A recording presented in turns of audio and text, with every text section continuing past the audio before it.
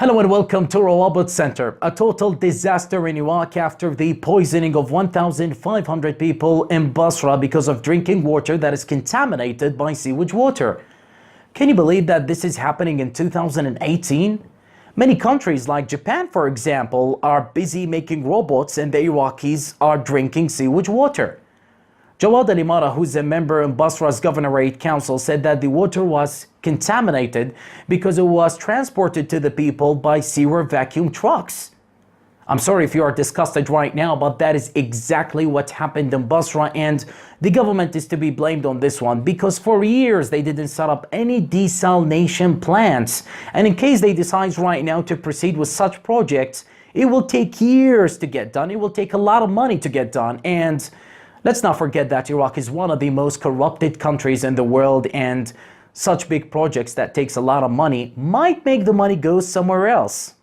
Now, what the health ministry did about the whole poisoning story in Basra is that they sent two teams to evaluate and investigate the whole situation, and they concluded that there is nothing dangerous, there are no diseases, there is no cholera, and the patients who got poisoned doesn't have to go to the hospital because their status is moderate and no one died.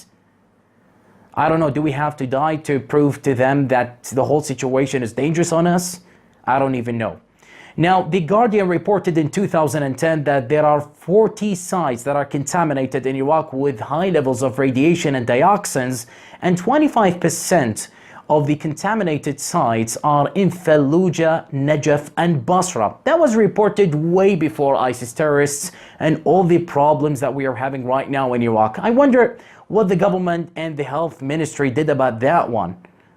Not that much that I remember, to be honest with you.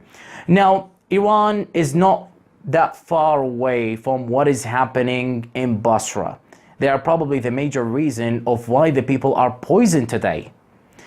The Rawabot Center documented that Iran is releasing its sewage water and the poisons of its factories into Shatt al-Arab. And if you don't know what Shatt al-Arab is a river in Iraq where it is formed from a conflusion of the Euphrates and the Tigris, and it is considered the main source of water for Basra, which means that Basra depends on Shatt al-Arab when it comes to water.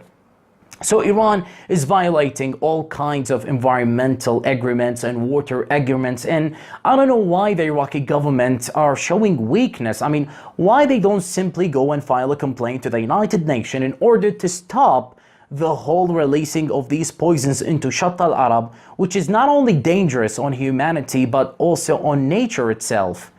And then the government will buy time to proceed with its plans, water plans, or whatever solution that the government will come up with in order to solve the water problem in Iraq. This is also some question that no one knows about it really until now. Now, the Washington Times, in a recent article, it said that the people of Basra are pissed off with the government and they want to turn Basra into an autonomous region, and they want to vote their way out of Iraq. And that is just one of the most dangerous situations for Iraq here, because Basra is the largest oil supplier in Iraq, and also according to many oil experts that Basra owns 59% of Iraq's oil reserves, and it's a very important governorate, and the foreign policy said that Iraq's economy are Basra's economy. That's how important this governorate is. And the people of Basra themselves refused to be a region a couple of years ago, but right now, according to the Washington Times, that they want this to be happening again. And we saw a flag that represents Basra's region is appearing now among the protesters, and they are asking for that. And that is really dangerous, and none of the Iraqis today believe that could happen. And when they look at the constitution, when they look at the whole situation of the governorates, the next government, the pressure from the United States, Iran, and the other countries, they believe that this will not happen. But well, it is there. There are reports about it. So we hope that the Iraqi government is going to be really careful with Basra, especially because it's such a rich governorate. It's those people fought ISIS terrorists, and they don't really deserve to be rewarded with such contamination, with such bad service. We hope things will be sorted in the next 4 years, hopefully. Thank you for watching.